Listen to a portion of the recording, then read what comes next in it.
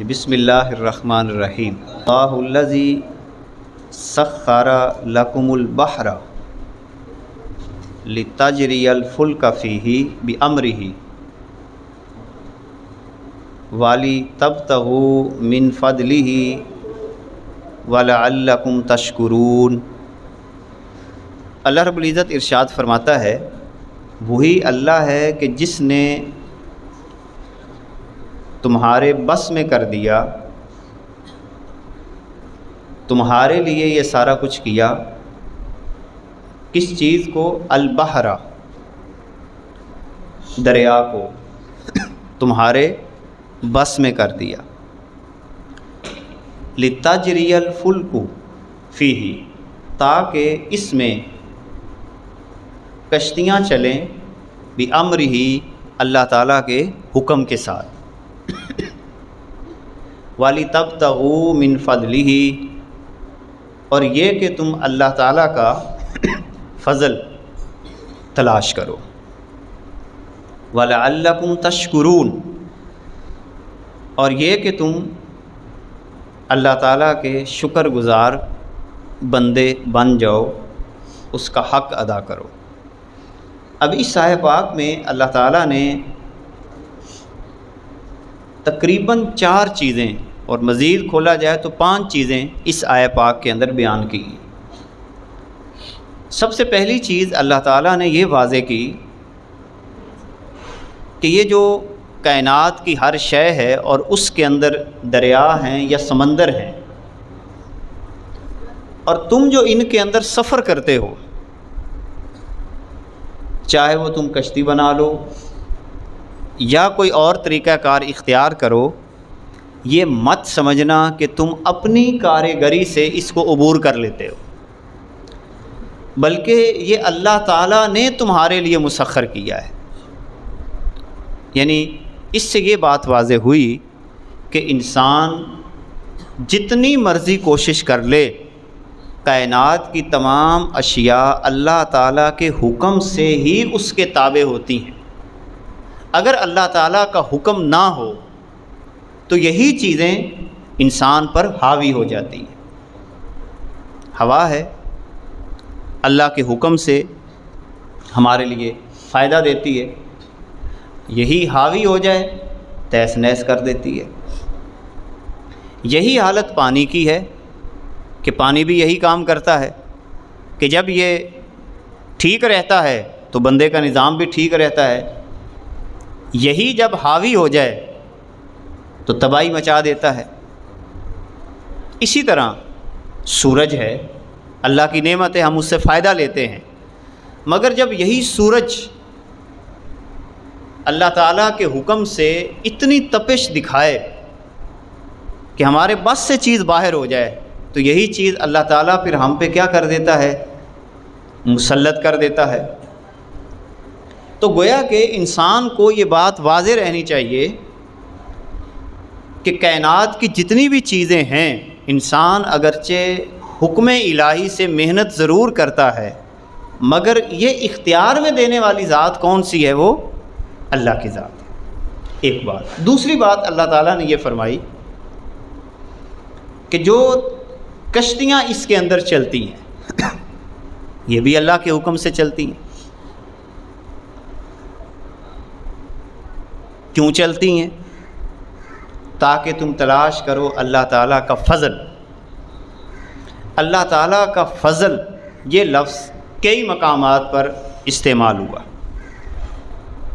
جیسا کہ جمعے کے بارے میں بھی، جمعے والی آیات میں بھی اللہ تعالیٰ نے یہی لفظ استعمال کیے کہ جب تم جمعے کی نماز پڑھ لو، فانتشروا فی الارض، زمین میں پھیل جاؤ اور اللہ تعالیٰ کا فضل تلاش کرو۔ یہاں پر بھی اللہ کے فضل کی بات ہوئی۔ اسی طرح اللہ تعالیٰ نے اپنے محبوب کے لیے یہ لفظ ارشاد فرمایا کہ اے میرے پیارے محبوب، اللہ کا تجھ پر بہت بڑا فضل ہے۔ تو فضل کا لفظ جو ہے یہ کئی معنی کے اندر استعمال ہوتا ہے۔ فضل کا لفظ رزق کے لیے بھی استعمال ہوتا ہے، فضل کا لفظ مقام کے لیے بھی استعمال ہوتا ہے۔ زیادہ تر قرآن مقدس کے اندر فضل کا لفظ جو ہے وہ تلاش رزق کے حوالے سے استعمال ہوا ہے۔ اس کا مطلب یہ ہوا کہ اللہ تعالیٰ جو ہمارے لیے اسباب مہیا کرتا ہے اور تمام انسانوں کو مساوی حق دے دیا کہ وہ اللہ تعالیٰ کے فضل کو تلاش کریں۔ یہی وجہ ہے کہ شریعت اسلامیہ میں اللہ تعالیٰ کے فضل کو تلاش کرنے میں کوئی بندہ رکاوٹ نہیں پیش کر سکتا کہ کسی کے آگے رکاوٹ بنے کہ نہیں تو یہ کام نہیں کرے گا۔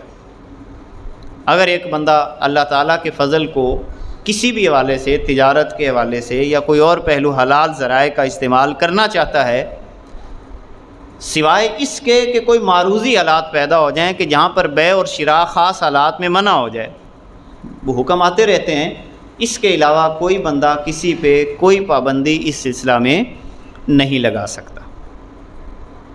جیسا کہ یہاں پر فرمایا کہ اللہ کا فضل تلاش کرو، ہر بندے کو حکم ہے۔ سمندر کے اندر مچھلیاں ہیں، اسی طرح تجارتی سفر ہیں، موتی نکالنے ہیں جو سمندر سے نکالے جاتے ہیں، یہ تمام لوگوں کو اس کے اندر بنیادی حق حاصل ہے۔ اس کے بعد یہ فرمایا وَلَعَلَّكُمْ تَشْكُرُونَ۔ اب یہ بات جو اللہ تعالیٰ نے تمہارے لیے مسخر کیا ہے چیزوں کو، اور اللہ تعالیٰ اپنے فضل کی تلاش کی بات کر رہا ہے، تو اس کا نتیجہ اینڈ پہ کیا نکلنا ہے؟ اینڈ پہ نتیجہ پھر وہی ہے کہ یہ سارے کام کرنے کے بعد اللہ کی قدر نہیں چھوڑ، شکر اس کا ادا کرنا۔ یعنی جہاں مرضی چلے جاؤ، جو مرضی تمہیں اعزاز ملے، فضل ملے، جو ملتا چلا جائے، تم نے کیا کرنا ہے؟ لعلکم تشکرون، اس کا شکریہ ادا کرنا ہے کہ یا اللہ تیرا شکر ہے۔ اور شکر کا مطلب کیا ہے کہ اللہ تعالیٰ کے حق کو پہچاننا، اس کو شکر کہا جاتا ہے۔ مال دیا ہے، اس میں اللہ کا حق کیا ہے؟ جان دی ہے، اس میں اللہ کا حق کیا ہے؟ صحت دی ہے، اس میں اللہ کا حق کیا ہے؟ قوت فراہم کی ہے تو اس میں اللہ کا حق کیا ہے؟ جو چیز اللہ عطا کرتا چلا جائے، اس میں اللہ کے حق کو تلاش کر کے اس حق کو اس کے سپرد کر دینا، اسی کو شکر کہا جاتا ہے۔ یعنی صرف یہ نہیں ہے کہ یا اللہ تیرا شکر ہے، یا اللہ تیرا شکر ہے، نہیں، مال دیا جی، اتنا پیسہ آ گیا میرے پاس، یا اللہ اس میں تیرا حق کتنا ہے؟ وہ کہے گا 2.5% ہے، وہ کہے گا 20واں حصہ ہے، وہ کہے گا غریبوں کا ہے، یتیموں کا ہے، فقراء کا ہے، مساکین کا ہے، راہ گیروں کا ہے، محتاجوں کا ہے، مقروضوں کا ہے، بے بسوں کا ہے، جن کی روٹی روزی نہیں چل رہی ان کا ہے، یہ سارے حق ہیں۔ تو جب بندہ اپنے مال میں اللہ تعالیٰ کا حق پہچان کر کے جن کو دینے کا حکم دیا دیتا چلا جائے، تو اصل میں یہی رب کا شکریہ ادا کرنا ہے۔ یہ ہے اصل شکریہ۔ قوت دی، یا اللہ تو نے قوت دی، کہاں پہ لگانی ہے؟ یہاں پہ لگانی ہے، یہی شکر ہے۔ صحت دی، کہاں پہ استعمال کرنی ہے؟ یہاں پہ استعمال کرنی ہے، یہ شکر ہو جائے گا۔ علم دیا، کیسے استعمال کرنا ہے؟ یہ اس کا شکر ہو جائے گا۔ فن دے دیا اللہ تعالیٰ نے، کیسے استعمال کرنا ہے؟ مخلوق کی خدمت میں، یہ اس کا شکر ہو جائے گا۔ تو شکر اصل میں یہ ہے کہ اللہ کے حق کو پہچان کر جہاں پر اس نے استعمال کرنے کا حکم دیا اس کو کرتے چلے جائیں۔ وَسَخَّرَ لَكُمْ مَا فِي السَّمَاوَاتِ وَمَا فِي الْأَرْضِ، اور تمہارے لیے اس نے مسخر کر دیا، تمہارے کام میں لگا دیا۔ اس کو اگر ہم اور آسان اور سادہ ترجمہ کریں تو اس کا مطلب یہ ہوگا، آسمانوں میں اور زمین میں جو کچھ ہے جمیعا منہ، یہ سارا کا سارا اللہ نے تمہارے کاموں میں لگا دیا ہے۔ ہمارے لیے یہ کام کر رہے ہیں نا۔ فرض کریں سورج نکلنا بند ہو جائے تو کیا زندگی کا وجود باقی رہے گا؟ نہیں۔ تو نوکری کس کی ہو رہی ہے؟ ہماری۔ اتنا بڑا سورج ہمارے لیے کام کر رہا ہے، سخر لکم، تمہارے کاموں میں لگا دیا۔ اللہ کو کیا ضرورت ہے تمہارے کاموں میں؟ پانی کس کی نوکری کر رہا ہے؟ انسانوں کی نوکری کر رہا ہے۔ ہوائیں انسانوں کی نوکری میں لگی ہوئی ہیں۔ حیوانات انسانوں کی نوکری پہ لگے ہوئے ہیں۔ نباتات انسانوں کی نوکری پہ لگے ہوئے ہیں۔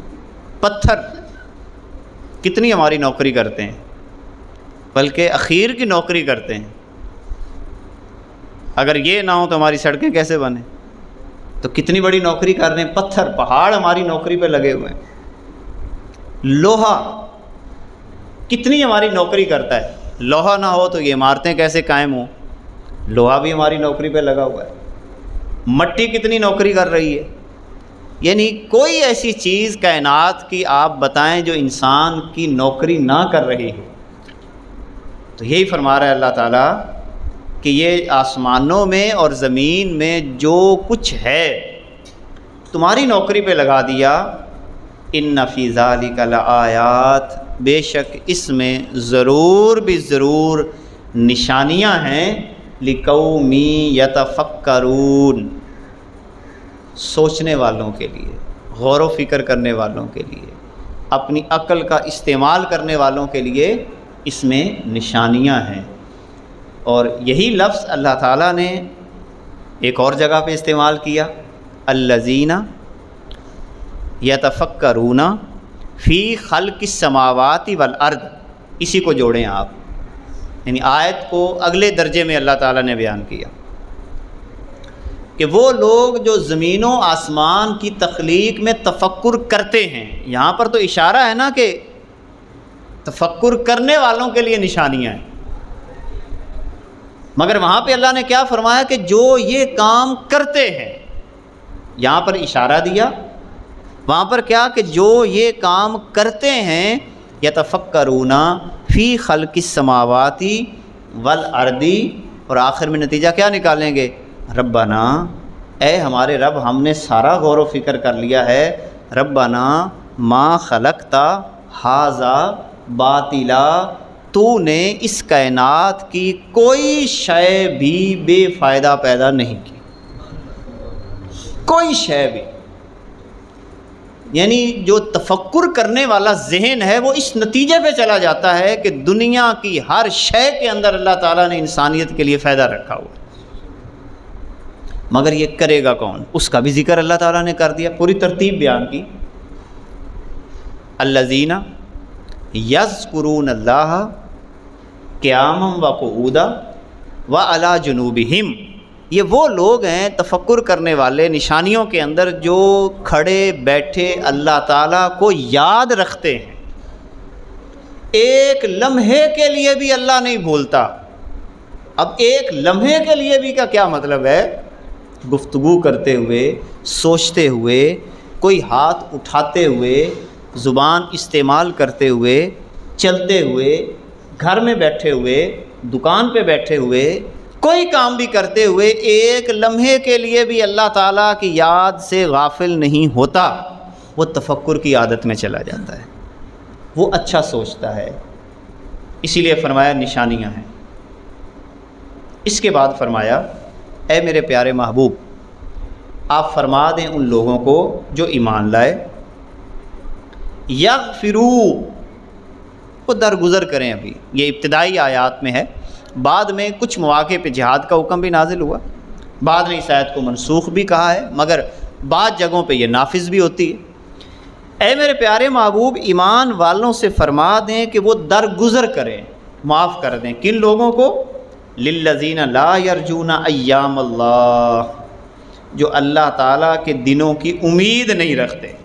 اب اللہ تعالیٰ کے دن کون سے ہیں؟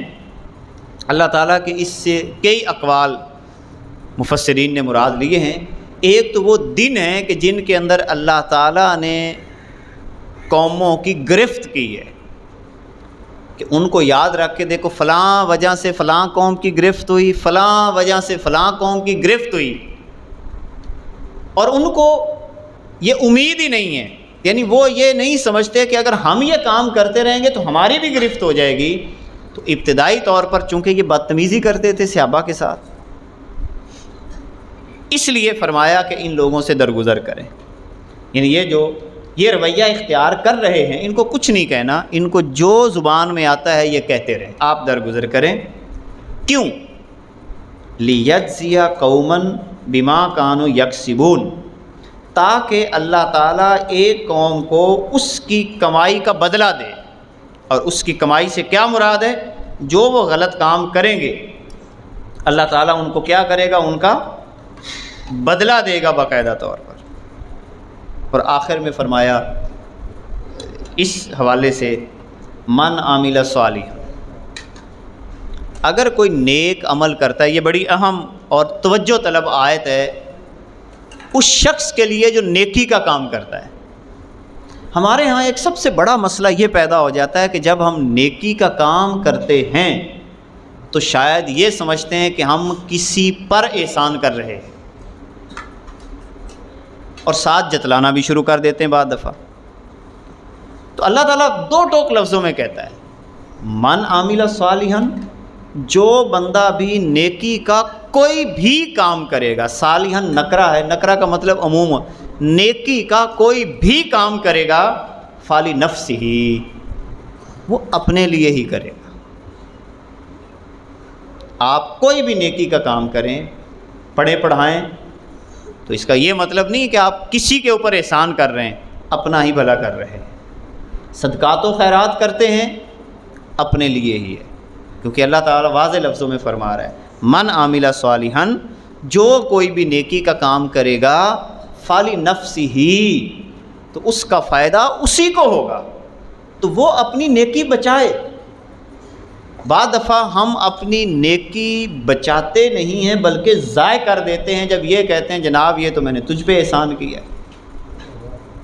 ایسا انداز اللہ تعالیٰ کو پسند نہیں ہے، بلکہ ایک جگہ پہ واضح لفظوں میں فرمایا لا تبطلوا صدقاتکم بالمن والاذی، اپنے صدقات کو ضائع نہ کرو احسان جتلا کر اور لوگوں کو تکلیف دے کر. بار بار ان کو سنانا، بار بار سنانا کہ دیکھو جی میں تم پہ اتنا خرچ کر رہا ہوں، میں تمہیں یہ کر رہا ہوں، میں یہ دے رہا ہوں. اللہ تعالیٰ سے امید رکھیں، اللہ تعالیٰ نے ہی دینا ہے اس کا اجر. تو اس انداز میں اللہ تعالیٰ نے منع فرما دیا کہ ایسا رویہ تم نے اختیار نہیں کرنا. نیکی کا کام اگر کر رہے ہو تو وہ اپنے بھلے کے لیے کر رہے ہو. ومن اساء، اور جو کوئی برا کام کرتا ہے فعلیہا، تو اس کا وبال بھی اسی کے اوپر ہے، کسی دوسرے کے اوپر نہیں ہے. اور اینڈ رزلٹ کیا ہوگا؟ ثم الی ربکم ترجعون، جو نیکیاں کرتے ہیں جو برائیاں کرتے ہیں، ثم الی ربکم ترجعون، تم سارے کے سارے اللہ کی بارگاہ میں پھیر دیے جاؤ. اور جن لوگوں کو یہ گھمنڈ ہے ان کا ذکر بھی آگے ایک آیت کے اندر آ رہا ہے، آیت نمبر تقریباً ہے 21، آیت نمبر 21 کے اندر آ رہا ہے کہ جس میں اللہ تعالیٰ یہ فرما رہا ہے کہ جو لوگ برائیوں کا ارتکاب کرتے ہیں انہوں نے کیا سمجھ رکھا ہے کہ قیامت کے دن ہم ان کو نیکوکاروں کے مقابلے میں برابر کریں گے. ایسا نہیں ہے، فرق ہوگا قیامت کے دن، اس کا ذکر انشاءاللہ آگے آئے گا. تو یہاں پر جو بات ذہن میں رکھنے والی ہے، ایک بات تو یہ ہے کہ اللہ کا شکریہ کیا ہے، جو نعمت دی ہے اس کا حق ادا کرنا. نمبر 2، جو لوگ تنگ کریں ان کو اللہ پہ چھوڑ دیں جب تک کہ آپ کے پاس کوئی باقاعدہ زبردست قسم کی قوت فراہم نہیں ہوتی. نمبر 3، نیکی کا کام کرنے والا کسی پہ اترائے نہ، احسان نہ جتلائے، وہ اپنے لیے ہی کرتا ہے اور برائی کا وبال اس بندے پر ہی ہوگا. برائی کے ساتھ بھی وہ کسی کا نقصان نہیں کر سکتا. اللہ رب العزت ہمیں ان آیات کا نور سمجھنے کی توفیق عطا فرمائے. وآخر دعوانا الحمدللہ رب العالمین.